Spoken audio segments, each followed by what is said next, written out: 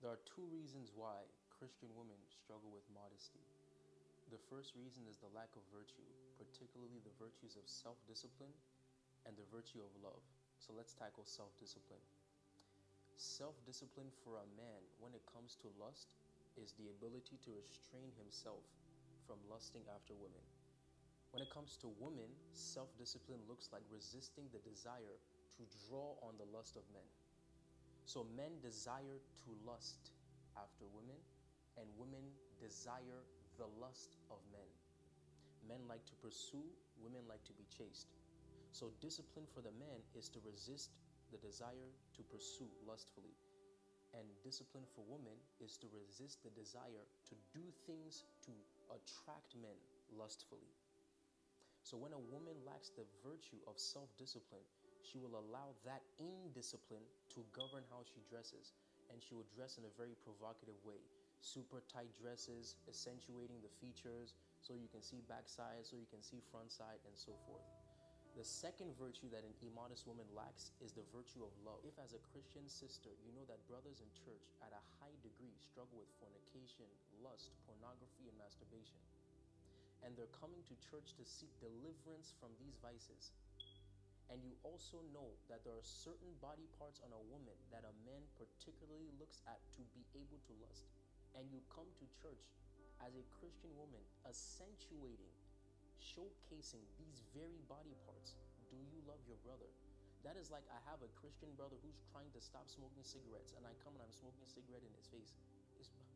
Somebody's trying to stop lusting, and you're putting the objects of lust in front of him. Men don't lust after women's elbows. There are certain body parts, and we know those body parts because the fashion brands make dresses to accentuate those very body parts. The hips, the derriere, the breast, and so forth and so on.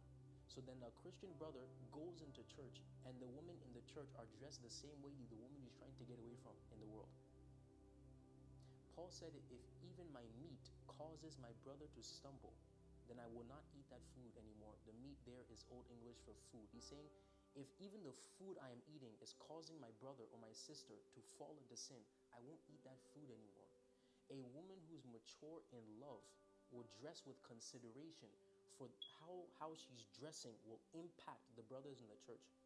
An immature woman says, it's not my business. I didn't tell them to look. And that same woman wants to be a wife. And that same woman wants to be a mother with that kind of selfishness.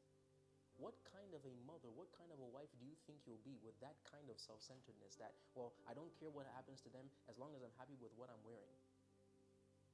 And this is why I always tell brothers when I'm speaking to them that I don't advise marrying a woman who's not modest, because everything you need to know about her ableness to be married is showcased in her immodesty. Immodesty shows that she's not matured in love, and immodesty shows that she's prideful, because humility is also another virtue that drives and influences modesty. When somebody is prideful, they show off their glory. When somebody is humble, they conceal their glory. A prideful woman is so self-centered that she wants everybody to see she has big breasts and big butt, so she'll dress in a way so everybody can see it. A humble woman will not dress that way. She doesn't want to draw attention to herself. Humble people don't dress to draw attention to themselves in a lustful manner. A humble Christian woman wants to draw attention to Christ. When she enters church, she's not trying to cause the brothers to look at her. She wants the brothers to see Jesus.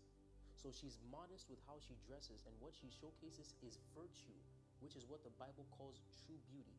Virtue, character, is true beauty. That is why the book of Proverbs chapter 31 says, charm is deceitful and beauty is vain, but a woman who fears the Lord will be praised. Vain there means worthless in the sight of God. Physical appearance counts for nothing. It's not true beauty. True beauty is character. And when a woman understands that true beauty is character, that's what she'll put on display. That's why Peter said, let not your adornment be your outward appearance, but let it be the hidden man of the heart. In other words, let your true beauty, your inner beauty, your character be what's on display. So we know a Christian woman is mature when what we know her for is her character, not her appearance. Most of the times what we know a woman for is, oh, she's pretty, oh, she's fine. That's how we describe women in church. Not she's holy, not she's righteous. Meaning because most of these women, their identity is in their appearance. The number one thing they care about is when I come into church, everybody thinks I'm fine. That's their number one agenda. They're not concerned about people thinking they're holy, people thinking the righteous. What we should know you for as a holy woman is your character. We should say, oh, that is a godly woman. That is a woman who, not she's fine, not she has a big this and a small that. That's not what God is concerned with.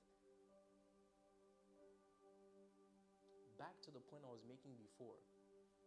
It is unwise as a Christian man to marry a woman who is immodest. She is prideful, number one. Number two, she lacks love.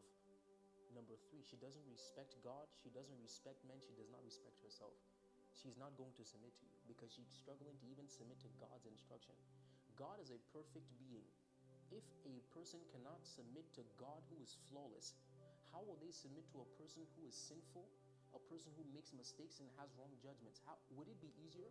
It's easier to submit to a God who you know 100% whatever he tells me to do is accurate. Now, a man, as well-intentioned as he may actually be giving you bad advice or bad instructions, and God still expects you to submit to it. Do you think you're going to be able to follow and submit to a flawed man when you're not even submitting to a flawless God? God tells you to be immodest, you push it and say it's archaic, it's not for today. You think you'll submit to him?